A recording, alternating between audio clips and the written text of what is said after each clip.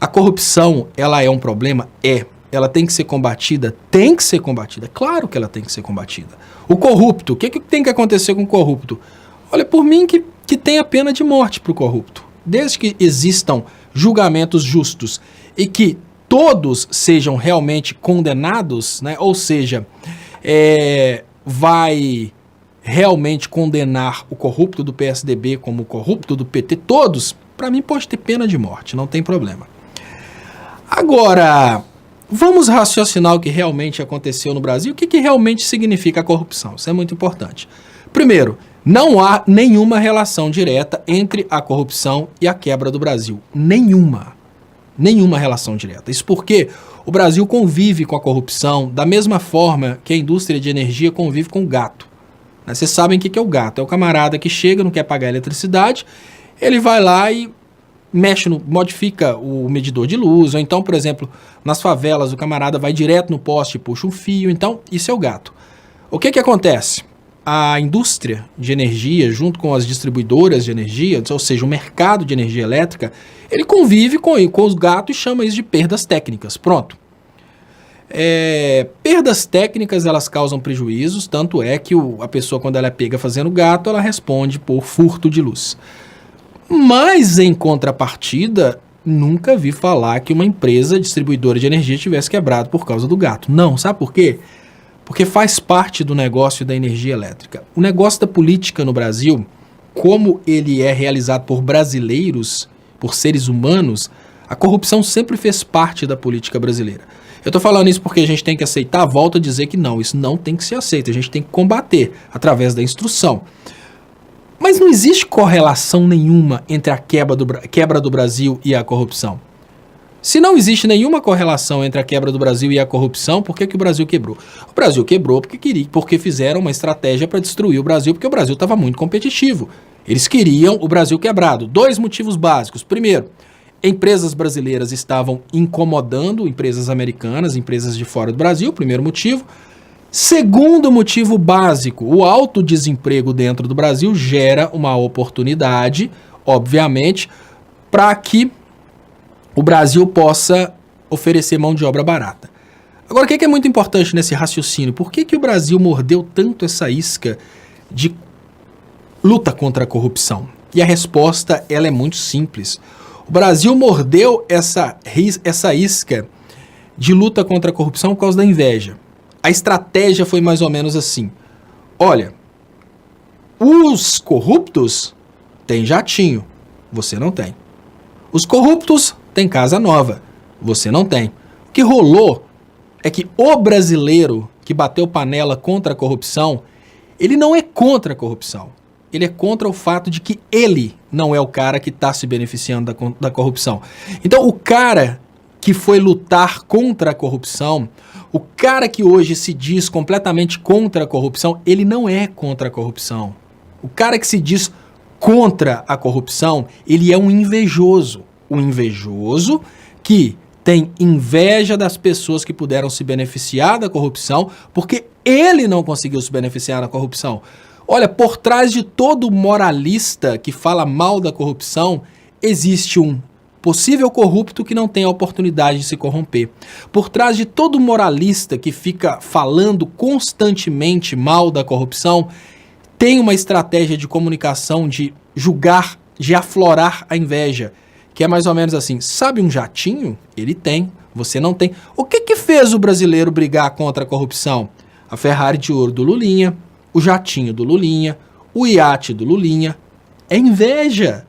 O cara que lutou contra a corrupção no Brasil, na verdade, é um invejoso que gostaria de lutar, de ter a corrupção para ele.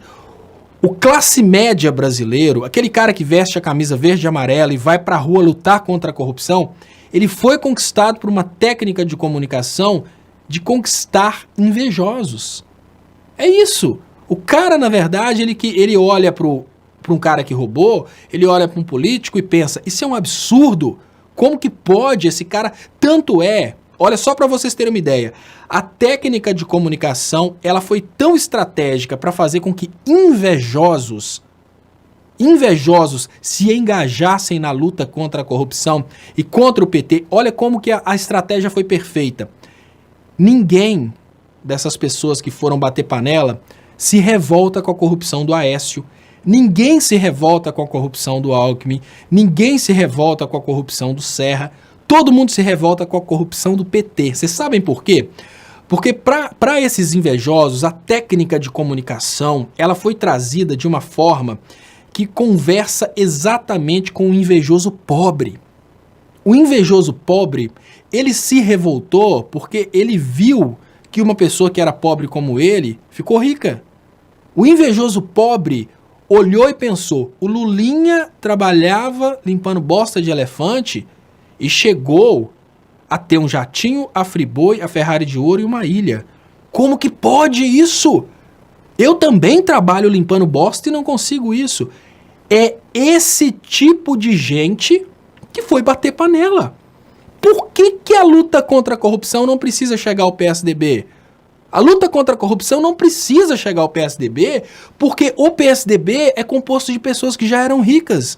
Por que o eleitor do Bolsonaro não se incomoda com o Deltan vendendo o trabalho de Ministério Público por 400 mil por ano? Olha, gente, veja bem. Vamos imaginar o seguinte.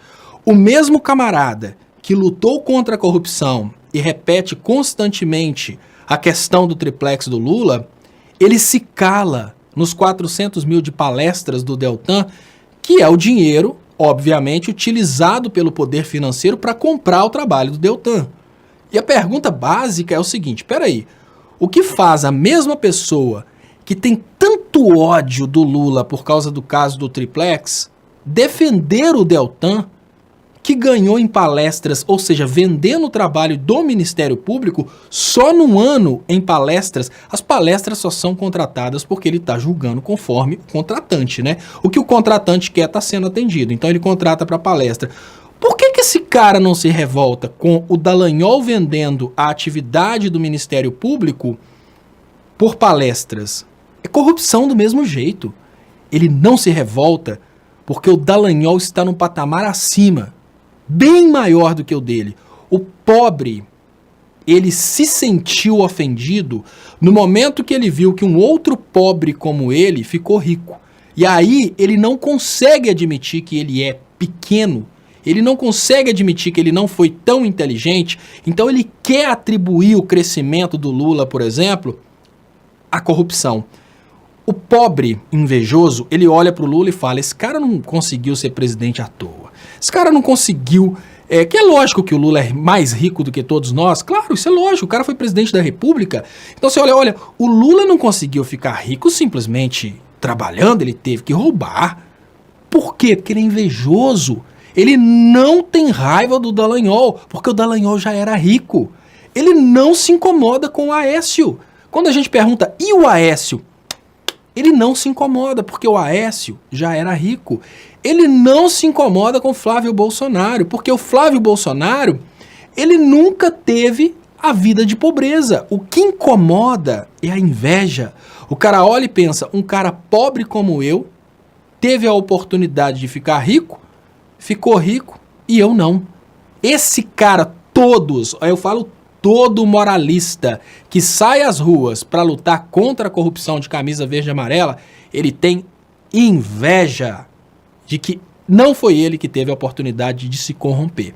E eu garanto, tanto é que a gente tem visto aí muitos sendo presos, muitos desses que expuseram a faixinha do Bolsonaro, fazendo de conta que são realmente contra a corrupção e que estão apoiando o Bolsonaro, muitos desses que estão sendo presos agora estão mostrando a própria cara. No fundo, eles não são contra a corrupção. Eles têm inveja de que eles não tiveram a oportunidade.